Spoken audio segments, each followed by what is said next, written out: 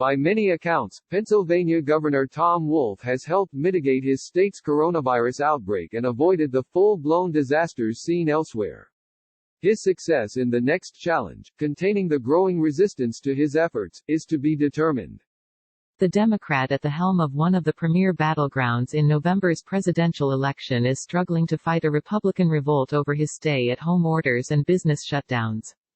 Egged on by state GOP lawmakers, counties have threatened to defy his orders, and at least a few business owners have reopened despite his warnings.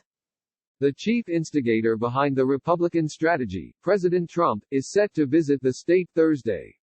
Ahead of the trip, Trump stoked the conflict, tweeting that Pennsylvanians want their freedom now.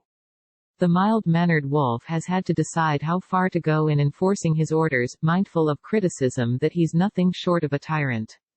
Behind the rhetoric is a political fight as much over people's well-being and public health. Federal health officials are aligned with Wolf's cautious approach, as it is over who will be blamed for the state's economic devastation if it is not repaired by Election Day. About 2 million Pennsylvania residents have lost their jobs since mid-March, with food and milk giveaways drawing lines stretching for miles.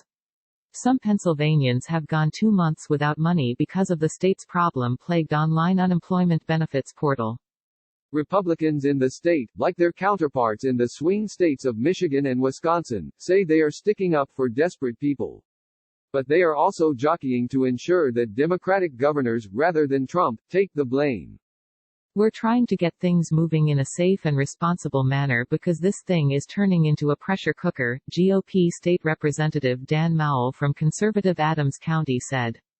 This thing is going to blow up if Wolf doesn't make a move soon. For Democrats who have stood by Wolf, that's just fine right now.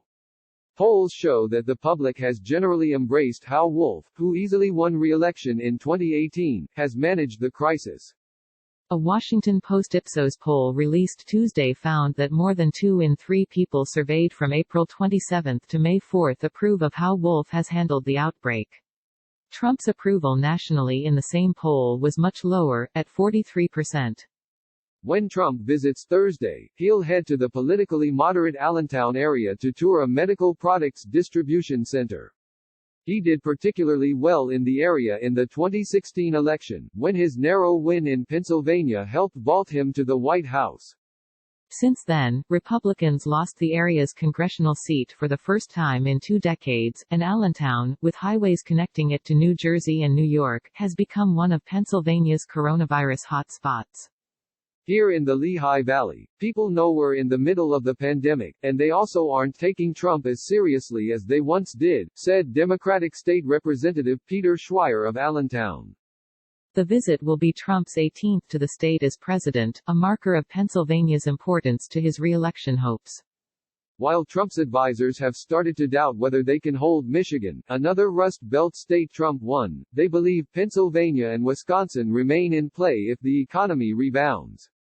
That may mean pressuring the state's Democratic governors to ease restrictions on business, travel and public spaces, even if that risks a resurgence of the virus.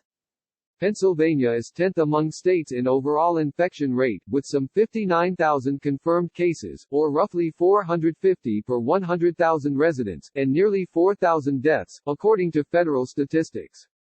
It is bordered on 3 sides by states with higher infection rates. New infections have been trending down, and Wolf has been easing restrictions in lightly affected counties, but not fast enough for some. I know my constitutional rights, and I've got to pay my bills. Brad Shepler, a barber who resumed cutting hair, something prohibited in Pennsylvania right now, told police in a video he posted online when they visited his home studio this week a few miles from the state capitol. The governor's not paying my bills, so I've got to pay my bills. Trump weighed in Monday on the intensifying political fight, tweeting, "The great people of Pennsylvania want their freedom now, and they are fully aware of what that entails."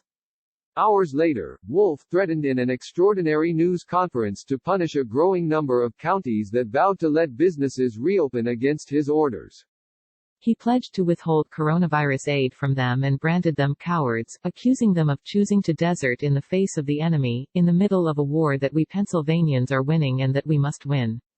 Wolf, who hasn't spoken one cross word about Trump or the White House's handling of the outbreak, also warned that business owners could lose certificates and licenses to operate, and face insurance sanctions.